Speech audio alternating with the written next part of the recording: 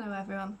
Now first of all I want to apologise that I look a mess. This is just how I look every day, and this is literally just going to be a one take video. This is just something I need to get off my chest.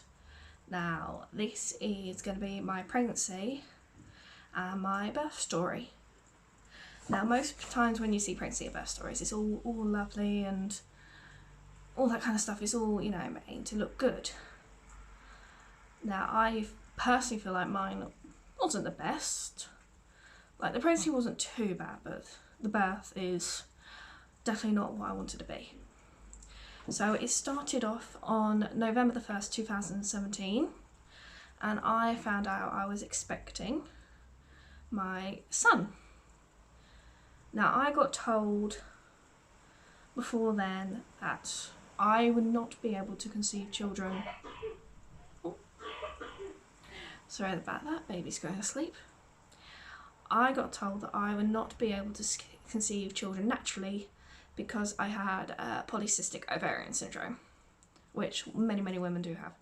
But I got told by my doctor's surgery that if I wanted to have children, I would have to go to them and have fertility treatment, which was to my, so I wasn't really thinking about protection and stuff, and I did have a boyfriend, still do. And so along came the 1st of November, and I got my 2 lines, my first ever positive pregnancy test. And I was in shock, and because of the polycystic ovaries, I didn't know how far along I was exactly. I had a rough guess. But if we were going based off dates of period, obviously that made me further along than I was. So in complete shock, I booked my first midwife appointment. I had to tell my work and everything, and it just went from there. So we went to my first midwife appointment, and I couldn't see my original midwife because her days didn't match up to when I could take off work to see her. So I had to be given to a new midwife who was lovely. I cannot fault my midwife. She was probably so nice. She didn't make me feel like poo for being a larger lady and everything. And because my pregnancy with the polycystic ovaries and being overweight, I had to be consultant led. I couldn't be purely midwife led. So I come to my first appointment, I had all my blood drawn. I had to do a glucose test straight away because of me being overweight. And we went from there. So, pregnancy progresses, I'm getting all the symptoms. And then finally in December, we get to see the baby. Now, the midwives were originally predicting me to be about 13 or 14 weeks. That's what we were expecting to see. A 13-week-old, nearly 14-week-old baby. Now, based off my dates that I thought I could have been, I was expecting maybe a 12-week baby. But actually, I was 9 weeks and 6 days, which was a lot less than any of us had predicted. So I had to go back for another scan when I was 13 weeks to do the nuchal screening tests. Now at first everything was fine, baby was growing perfectly fine, but then they noticed he had a lot of fluid on the back of his neck. And so they had to do some tests to make sure everything was out. They had to do that and check the markers for Down syndrome and all that kind of stuff. And it's found he only just passed the Down syndrome test. So for me, because of my other factors, the risk of Down syndrome was 1 in 150. However, when they did the test on me, I just passed, but mine was 1 in 157 or 58, I think. And so they were recommending me to go for an amniocentesis, which is where they put a very long needle into your stomach and they draw out some of the fluid around the baby and check its DNA to confirm if there was going to be any genetic abnormalities. Now, we were having a lot of issues with my work at the moment, because obviously where I had to go for more appointments due to my size, we were struggling to find the appointment balance and my work balance, because at the time I worked in a nursery and we were a very small nursery, and I was one of the full-time members of staff that worked all year round, and especially in the room that I was in, they were struggling to cover me on certain days, and obviously I was having to have, mornings off or afternoons off to go to these appointments because my local hospital wasn't near my work. So we were constantly going back and forth and back and forth. So originally I didn't want to go for an amniocentesis. I was very worried because there was quite a high risk factor. But me and my boyfriend, we sat down, we discussed, and we're like, okay. And we actually spoke to one of the ladies on the team in the hospital who, sat down. We made a decision we were going to go do it. So we managed to do it. However, we couldn't be done in my local hospital. So we ended up having to go to London for it. So I actually worked the morning, got off work at 12 o'clock, and literally had to go straight back to my hometown. Because I worked in a different town to where I lived. I had to go straight back home to catch the train to get all the way up to London to get to the hospital for our 4:30 appointment, which wasn't an easy thing, but we managed to make it. And then I didn't get home till gone 6 o'clock at night. And then I was back at work the next day, which, we did like the fact we got our amniocentesis, because we did later on find out there was no chromosomal problems. And it was also then we found out we were having a little boy. So I was 19 weeks at that point. And things seemed to be clearing up. It was going good. He was growing very well. We found out he was a boy. There was no chromosomal abnormalities. We were doing really good. Then 12 days later, at 21 weeks, we went for our 20-week scan, the abnormality scan. And it was there they found out his abdomen was measuring larger than it should have been. It was measuring about 3 weeks ahead. The rest of his body was measuring fine, but his stomach measurements was measuring larger. So they wanted us to go back the next week. However, we were having a lot of issues with my scheduling with work. So it ended up being 2 weeks later. And again, he was still measuring big. And also at the previous appointment, they were struggling to do a heart scan on him. Because obviously when you go for the abnormality, they've got to check all the parts, and he wasn't playing ball.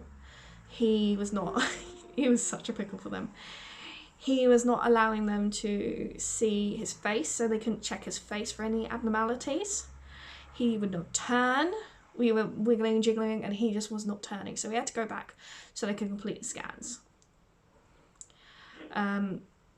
So we went back 2 weeks later, and again they still couldn't get the heart scan. Because at that point I was about 23 weeks, and there was too much shadows from his ribs onto the heart. Even though, because unfortunately my younger brother has a heart problem, so when a couple of days after we had the amniocentesis, we ended up having to have a heart scan whilst I was still pregnant on the baby. That came back fine, but they still, had to check normally, and they couldn't. And again, he was still measuring big. So we're now about 23 weeks. So I had to come back a week or two later. About a couple of weeks later, we had to go back and have another scan done. He was still measuring big, and this was I think I was about 27 weeks at this point, and he was still measuring big, and we're still struggling with getting the time off work for all these appointments for my child's health and finding that balance, and we're having quite a few issues with work as well. So obviously during this time I'm still having all my regular midwife appointments, I'm still having to go to the hospital for consultant appointments, plus all these additional scans. So it was a very stressful time, and he's snuffling around. We were struggling a lot with it. Then we ended up having to go back a week later for another scan at 28 weeks. And his stomach was still measuring big. Now, at 28 weeks, they started doing his predicted weight. Now, at 28 weeks, he was already measuring about 3 pounds, which they were a bit concerned about. So when we got to about 28 weeks, we spoke to the doctors afterwards, and they said, we are concerned about the weight and size of this baby, and we do not want you going over 40 weeks. You can't go overdue. And when you get to 36 weeks, we will tell you what we are going to do. And they kept on saying that, so 36 weeks, we'll tell you what we're going to do. We're going to make a plan and figure out what we're going to do. However, I had to go back for another scan at 32 weeks. And again, his stomach was still measuring big. And at that point, he was weighing about 5 pounds. 5 pounds, 4 ounces, I want to say. And I said, okay, you have to come back at 36 weeks, have another scan.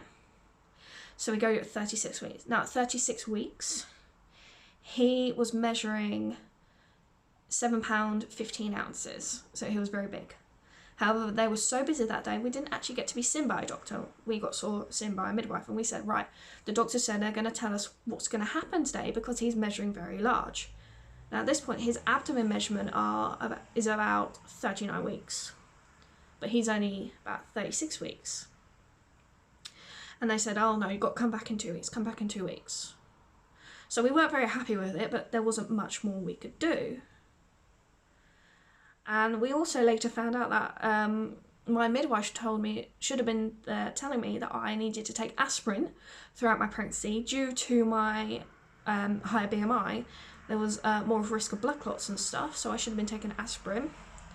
I also apparently should have been taking vitamin D supplements because, again, due to my polycystic ovaries and my weight, it could have caused a lot of effects on my baby. But we didn't find this out. I was also apparently meant to be going to weight management classes, which we did have one originally booked when I first found out I was pregnant, but I couldn't make it because it clashed with my job. But they never arranged for another one, and I didn't realise I needed to arrange another one until towards the end. So we had all that going on as well. Plus we still haven't, at this point I'm not working, I was on maternity leave. So I was quite lucky with my job actually. I went on maternity leave at 34 weeks, but luckily I managed to take all my holiday before I officially went on maternity leave. So I left work at 34 weeks, but I didn't actually start my maternity leave until almost a week before he was due. About a week before I had him. So I didn't actually take my maternity leave until I was about 38, 39 weeks, but I got to leave at 34 weeks. And so 36 weeks, he's now measuring, which was another reason why we're very concerned. He was now measuring almost 8 pounds. He was 7 pounds 15 ounces at 36 weeks. So now we're very concerned because I got told I cannot have a baby above 4.5 kilograms, which is about £9 10 ounces ish. And that's because they were very concerned about if I was to give birth naturally, that his shoulders would get stuck. Because due to his larger size, I was at a very increased risk of his shoulders being stuck. And they were very adamant that they were very worried about that, and they didn't want him getting even bigger. So then we go back at 38 weeks. And we have another scan. At this time, his abdomen measurement is measuring about 41, 42 weeks. And his estimated body weight was now £8 15 ounces. And we're not even, we're still 2 weeks away from my due date, but he's already measuring pretty much £9. And they said, right. And then the doctor, she wasn't very helpful at that point. She then said to us, what do you want to do? And me and my other half were sitting there like, what do you mean, what do you want to do? You're the doctor, you should be telling us what we need to do, what is best for our baby, you know. We're first-time parents. We're not that old, we're quite young. You know, we're not teenagers, but we're still relatively young parents. And you're asking us what do we want to do? And she said, okay, we need to get you to be induced. I said, okay, that's fine. And so she's trying to book us in so we can go in and be induced. So at this point I am 38 weeks and 1 day, I believe. So we're getting there, and so and this is on a Thursday.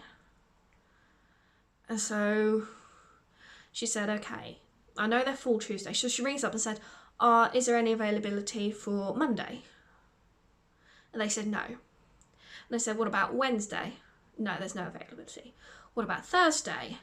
So this is almost another week. So I would have been 39 weeks at this point, and they don't want me to go past 40. So the dates they're now saying would make me 39 weeks. So they said Thursday. There was no availability. And then they said Friday. So this is, another week and a day. And they said yes. And she said, it doesn't really work. Fine, we'll book you in then. So they said, right, next Friday, you need to ring the labour ward at 7 o'clock in the morning and see if they've got any space for you. So we're like, well, there's obviously, we couldn't really vocalise what we're thinking. We're like, hang on, you don't want us to go that far, that's taken us very close, because that Friday, would have made me 39 weeks and 2 days. You're cutting it very close. You didn't want me to go over, 40 weeks. You don't want this baby over, 9.5 pounds, but he's already measuring 9, and you're trying to leave me this long? I really don't understand why they did that, but, we just had to accept it, so that's what we did. So that Friday came. I rang at 7:20 in the morning. They had no room, and they said, ring us back at 9 o'clock, I believe it was. I ring back at 9 o'clock in the morning. They still had no more room. They told me to ring back about 12. So I ring back about 12. Still not any room. So they said, ring us back at 2:30. I then ring back at 2:30. There still is no more room for us. They said, ring back at 4:30. Ring back at 4:30. They finally had some room. So 4:30, they said, yep, come up to the hospital and we'll get you induced. So we get to the hospital at about, because obviously I had to wait for my other half to come to where I was, because I couldn't carry all the bags, it was too heavy, and I'm 39 weeks pregnant and I was struggling, especially as my son was born in July. So it is blazing hot outside and I'm heavily pregnant. It was not a fun time. So he comes along and he comes to where I am, and then we have to order a taxi to take us to the hospital, because my other half couldn't afford, the parking there. So, we get there, and by the time he gets there and we get there, it's about 6:30, about 6:30. So they take us up to the labour ward, they do their checks and everything, they admit me in, and then they say, right, we can start your induction. So for me, I had a pessary. So for those who don't know what a pessary is, basically, the best way to describe it is like a rectangular flat tampon with a really long string. And in the little tampon-y bit, it releases there's like this gel stuff in it, and it releases a hormone over the course of 24 hours. So I had to have that in me for 24 hours. And what it was to do was to soften my cervix enough so that I could be taken up to the labour ward and have my waters broken and start labour. So I think I had that put in about 7:30 on the Friday. So then they take me down onto the wards, because we in my hospital, it was called Tangmere Ward. So you had the labour ward, and then downstairs you had the basically where people were waiting to have babies or had babies and were there waiting. So they take me down onto the ward, and I've got the pessary in, and I'm just in my hospital bed. My other half's only got a chair, bless him. So he's in it, he's got his chair and that, and we're just, waiting around for it to do its thing. After about 12 hours, so I'm starting to notice some pains and stuff. They come along, monitor the baby and all that stuff during that time. Then about 8 o'clock Saturday night, they come along, they check me, and the pessary's done its job. My cervix is fully softened, and all that we need to do is just wait for a space up on the labour ward, and then they can take me up and we can start labour. Now, I was having contractions during these times because it softened my cervix. I was having some contractions, but they weren't truly labour contractions. So, as it was just tight. Okay, this is, you know, Saturday evening, we're just waiting to go up. So we're waiting, and we're waiting, and we're waiting. It then is Sunday, and we're still down on the ward. We haven't been taken up to the labour ward yet. Now I'm getting worried because I don't want my cervix to, you know, close up again and get hard, because then they're going to have to start the whole process all over again, and I don't want that. It wasn't until about 11:30 Sunday night that they said, okay, we're taking you up to the labour ward. Now my cervix had fully softened at about 8 o'clock Saturday night. And it wasn't until 11:30 Sunday night they took me upstairs. So we were a bit worried, but apparently it was very, very busy on the ward the weekend we were staying. There was babies being born down on my ward because they were so full upstairs on the labour ward. There was literally someone who had a baby in a shower, all you heard was the alarms and you see all the midwives running past. It was that busy and full. So we get taken up by the midwife, and she said, I've literally written your name up on that board 5 times today and I had to wipe it down because we didn't count as a priority. It was those who had gone in naturally or needed cesareans that got priority, and because we were being induced, we weren't that much of a priority, so we could be pushed back. So we finally get up onto the ward, and trust it, my other half's gone out for a cigarette at this point. So I've had to text him and say, look, I'm being brought up now, we're going to be in this room. And so we get brought up, and, you know, we're there, they're setting up, they're checking me and everything. They got my baby hooked up to monitors. However, the fetal heart, I can't remember what it's called, to be honest. The bands across your stomach kept on moving, and they couldn't actually detect him properly. So they ended up having to put a long wire with a sticky dot on the end and put it up my vagina and stick it onto the top of his head. And that was how they monitored his heart rate, because the one across my stomach didn't really work for us. They couldn't pick it up properly. So they did all that. My other half then joins us. It is now about 20 past midnight, and they break my waters. And oh my god, my waters. We were in a fairly large room, actually. The bed was very uncomfortable. It wasn't a normal bed. It was like this bed which you could like pull the arms off and spread the legs open and move it. It all came apart, and there was a bedpan underneath it.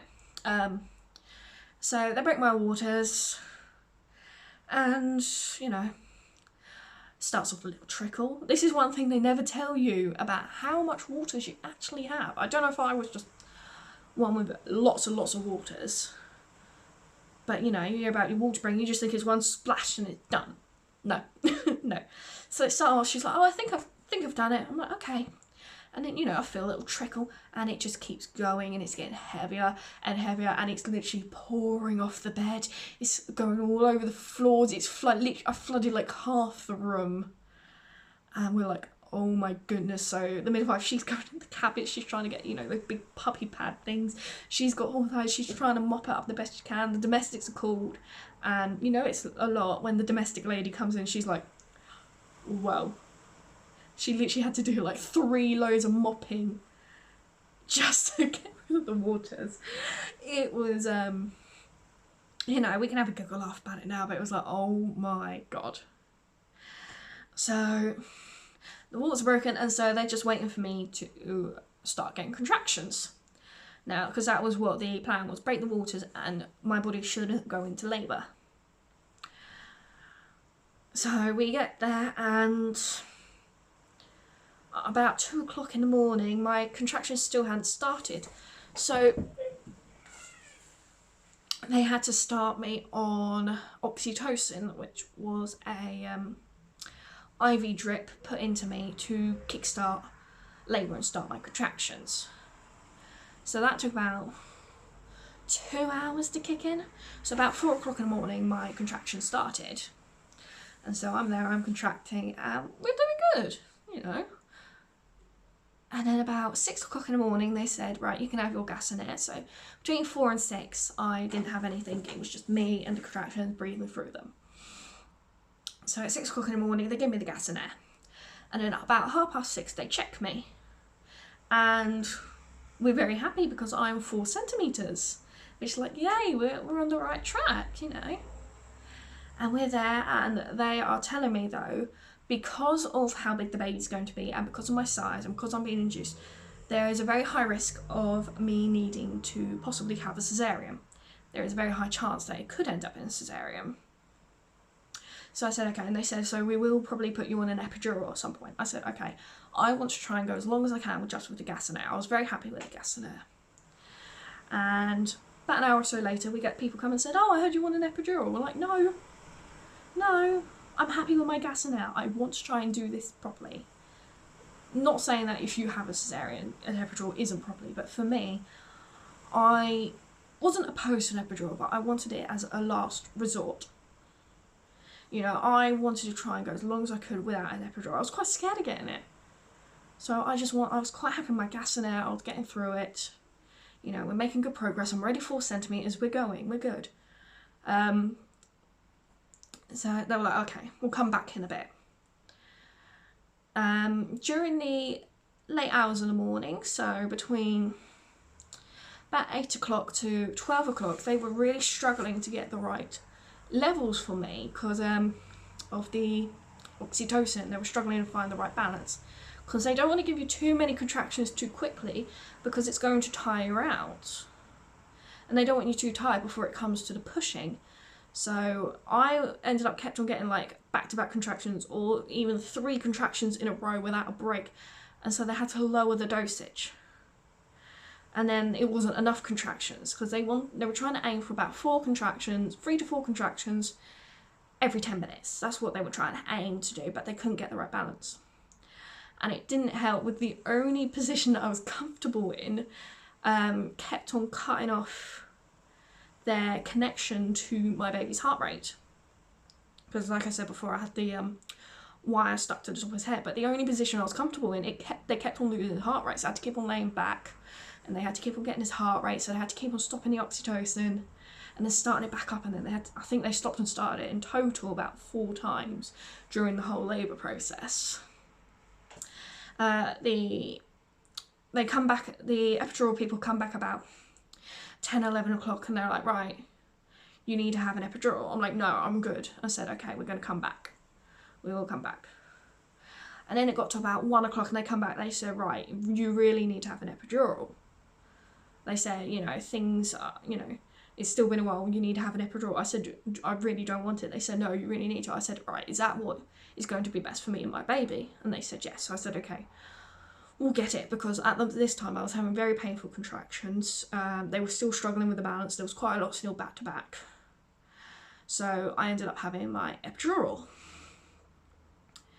And then it comes about 2 o'clock and then they check me again. They've left me for a while. They check. I think they checked me about 10, 11 o'clock as well. And I was still only 4 centimetres. And I said, okay, we'll give it a little bit more time.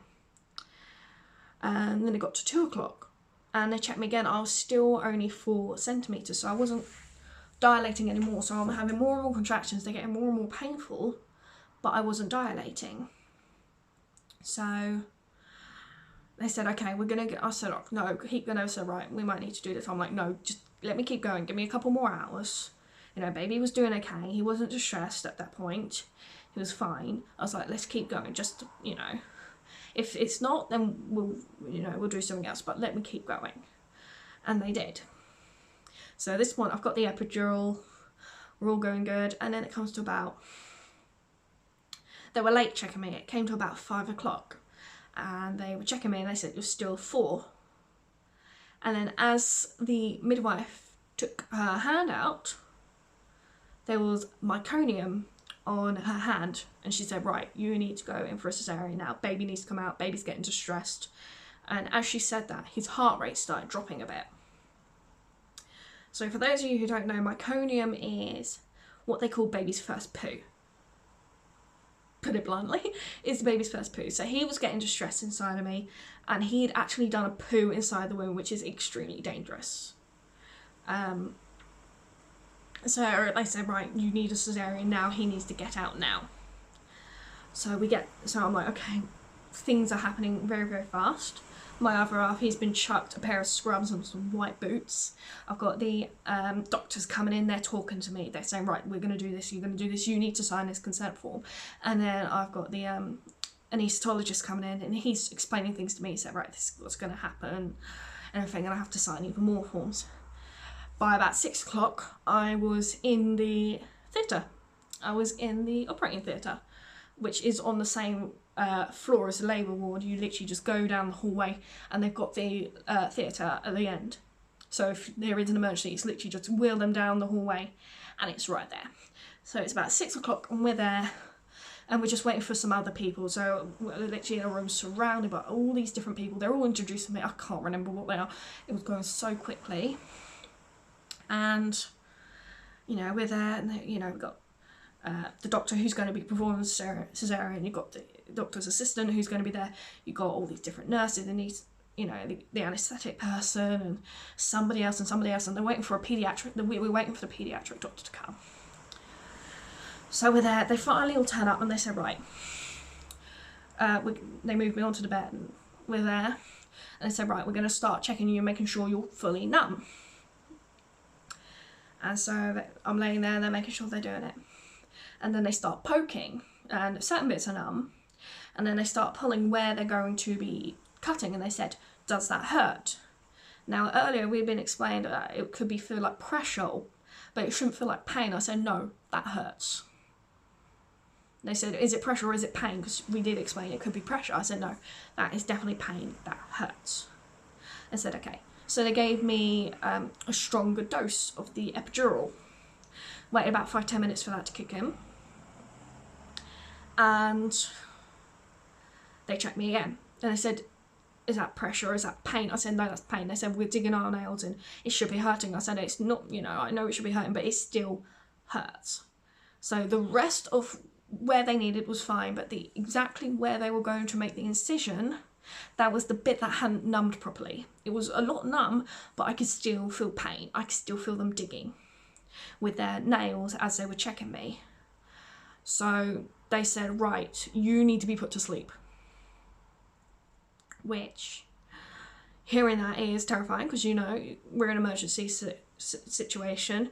My baby needs to come out. My body is not responding to the epidural properly, and I need to be put to sleep. So my other half, he could not be in the theatre with me whilst I'm asleep. If I was still awake, it's fine, he could be there with me. So he's having to leave the room, and I'm having to be put to sleep. And then, obviously, I'm put to sleep. Now, it turns out, which I later found out reading my notes, after baby was born, he got stuck a little bit, and they had to use a bit of forceps to help get him out. And when he came out, he was not breathing, and he was floppy. And it turned out they ended up having to do chest compressions on him for about 30 seconds, and they had to do some rescue breaths, but they got him breathing, he was fine, but apparently he was floppy for a little while as well. So because of that, he ended up having to be rushed straight to the neonatal ward. So my other half, he literally saw the baby, and they said, take a picture.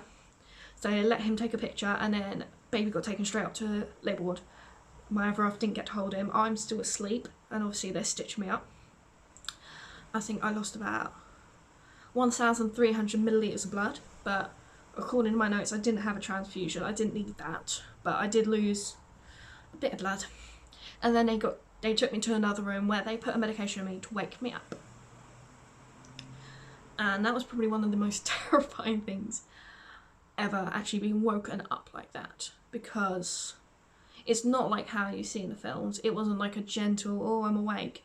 It was literally instant, bang, I'm awake, bam, I am in pain, my throat is killing me, because I ended up having to put a tube in my throat to keep me breathing during the operation, during the cesarean. So my throat is in agony, and all my entire stomach, where obviously they've cut me open, was in so much pain, I couldn't move. And I'm there, I'm freaking out. They weren't very happy with this, but the only thing I could focus on was I needed a drink of water to help my throat, and then I could focus. Obviously, they kept on telling me, you can't have a drink, you can't have that. You know, your throat's hurt, you can't do it. I'm like, no, I need a drink, I need a drink. I was freaking out. Eventually, I managed to calm down enough. And they managed to tell me that, you know, baby's okay, but he's on the neonatal ward and I can't see him just yet. So I wake up around about 8 o'clock in the evening. So I'm there about 8 o'clock in the evening. And I believe baby was born at 6:42, I want to say, Monday. So remember that. I went into be induced on the Friday. Baby wasn't born until Monday evening. So at 8 o'clock, I'm awake and I'm just waiting to be told, we can take you to see your baby. Now I'm drifting. Obviously, I'm in a lot of pain. I've had lots of medication, so I'm drifting in and out of sleep. And every time I wake up, I'm like, can I go see my baby? Can I go see my baby? And they said, oh no, he needs blood tests. Oh no, you need blood tests. Oh no, he needs these checks and stuff because obviously due to nature he had to be checked. And also due to the reason of the emergency cesarean, he needed to be on antibiotics. And I needed to be on antibiotics as well. But he needed to be on antibiotics. And also due to them being unable to check his heart at the 20-week scan, even though he had a full in-depth heart scan, they also had to do these sticky dots and check his O2 levels just to make sure there was no heart problems. Even though we checked, you know, his heart was fine, they had to do it anyway as part of the hospital policy. I think it was 2 failed attempts and they had to do it, even if there was a full in-depth heart scan. So we're there. So I'm there just waiting to be taken to him. You know, at this point it's gone midnight. We're now on Tuesday, it's gone midnight, and I've still not been able to see my baby. And so I'm still waiting in and out. My other half, he's had to go home because he managed to bring the car because he went back, brought some bits. He couldn't afford to keep the car in the car park at this point, so he had to take the car home. And then he was meant to be getting the train back to me at the hospital.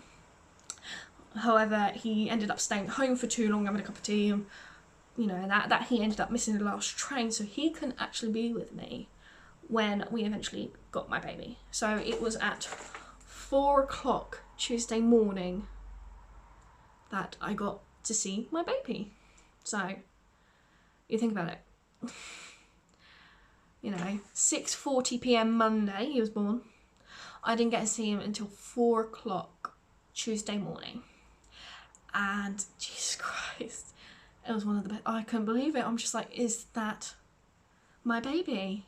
They said, I'm like, are you sure that's my baby? And they're like, yes, that's your baby. He was very swollen because of the amount of water and because of his weight. He was very puffy. He had to have a tube put in his nose briefly, so he had a red mark across his cheek from where they had sellotaped it, used the medical tape to tape it to his face. He has a cannula in the back of his hand because that's how they were giving him the antibiotics. But I finally got my baby. And, you know, I'm thinking, oh, thank goodness, you know, he's here, he's there. He was fast asleep and I got all my cuddles with him. So then we get wheeled back down to the ward and we're put there. And then about 6 o'clock in the morning is when he wakes up and I actually get to see my baby awake for the first time. So we're there, we're trying to get him to latch, but he doesn't want to latch because obviously he's already had some bottles, and also my milk hadn't kicked in yet. I didn't even have colostrum, I had nothing there. But we tried, but nothing was happening. And so we're there, I got my first skin to skin cuddles with him and it was so sweet and so lovely. And then eventually my other half joins us at about 11 o'clock in the morning and he gets to see his son properly. You know, he got to see him and take a picture, which he sent to me and showed me the picture. And that's all I'd seen on my baby until he got brought to me. But he actually got to hold his son for the first time, which was very, very sweet, which we did love. We got the Bounty photos. Now, if you're in a UK hospital, the Bounty photos, get the photo books. It's so much cheaper. Because they offer you a USB option, but that's like over £100. I wasn't doing that. So if you really do want the photos, you can get a photo book, which has got little messages in, and that's a lot cheaper. So I think I went for the A4 photo book, and I think it cost me about £50. So it's still expensive, but better than paying like over £100 for a USB stick. So we're there, you know, we're thinking everything's over. And then we then found out we have to stay in hospital for another 5 days due to baby's antibiotics. Because of everything. He's got raised infection markers, so they were worried about infections, and so he had to go for more blood tests and everything. So we were in hospital for an extra 5 days on the ward with the baby. Eventually, we got to take him home and continue from there. Obviously, because due to personal circumstances, it took me a very long time to recover from my cesarean, and I ended up keeping on splitting. I kept on having bits open. My body rejected some of the stitches because it was the dissolvable stitches they use, but my body was rejecting some, and it took me about 3 months fully to heal. You know, I don't regret being pregnant. The actual pregnancy itself, I loved. What I do regret is the circumstances of, you know, having to be in between work and hospital, and that stressed me out so much, and I didn't want that to come between everything, and I didn't get to fully enjoy my pregnancy as much as I wanted. You know, this was a miracle thing, you know. I got told I couldn't conceive naturally, and I had. You know, I managed to conceive my baby, and, you know, I was so scared about losing him. I was so scared because I had so many things stacked up against me, and I was at such a high risk of miscarriage. But I didn't lose him, I got him, and, you know, I do regret that I didn't get to enjoy it as much. I do wish that I could have spoken up against the doctors a lot more and not left me for so long and everything, and I wish I was, you know, more aware when it came to the labour process. You know, we didn't have a strict birth plan because we know that things can change, so, you know, we weren't that, but it's just the way how things went. You know, if I had to do it again, I would, because I absolutely love my boy. He's now 14 months old and very, very cheeky little boy. But I just wanted to say this, get this off my chest, because I've been internalising this a lot.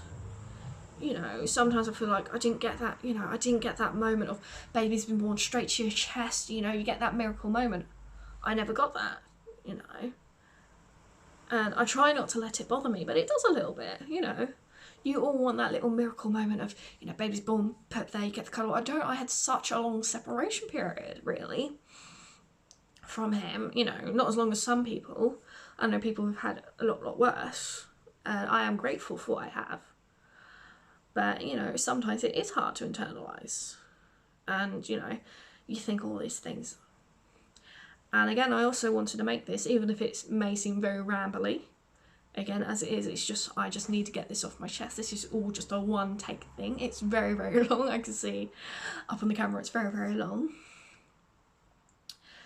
But not everybody has perfect pregnancies. Not everybody has a perfect birth. And, you know, you watch all these people's, you know, all these bigger YouTubers and stuff, they post stories about, you know, their birth story and how nice and how sweet and how perfect it went, which it may well have done for them, but I need to tell people that it's not always perfect. And, you know, lots of things can happen, things can change very, very quickly, and it can be very, very scary. But you can go through it, and you can do it. As it is, my boy's, you know, it's been over a year now, 14 months, like I said, since this all happened, but you can still dwell on it. Now, my hospital were very, very good. They kept on offering me, do you need any counselling? Do you need any support? Because they were very worried that I could develop PTSD due to the trauma of my birth, because even the doctors and the midwives and everything classified my birth as a traumatic birth. That's what they call it. They call it a traumatic birth that I had. And even after, you know, after I got discharged from the midwives and put onto the health visitor team, they were still offering, do you need counselling? Do you need support? Which I am very grateful for. I did not take them up on it because, you know, I understand things happen for a reason. But we're all good now. I now have a very happy, very healthy little boy who is thriving so well. He's eating brilliantly, he's walking, he's getting into everything. He's a little tearaway, and I couldn't be more grateful. So if you listen this far, thank you very much. I'm sorry it may seem very rambly and things are a bit all over the place, but I have no notes. I'm literally just reliving my memories and trying to recall everything the best I can after, you know, over a year. So nearly 2 years at this point. And I hope this is educational to some people. And I wish anybody who's pregnant the best of luck. Enjoy it, even if you may feel miserable and you may be in a lot of pain. Enjoy the little things. Find the little things to enjoy. And I thank you all for listening. Goodbye.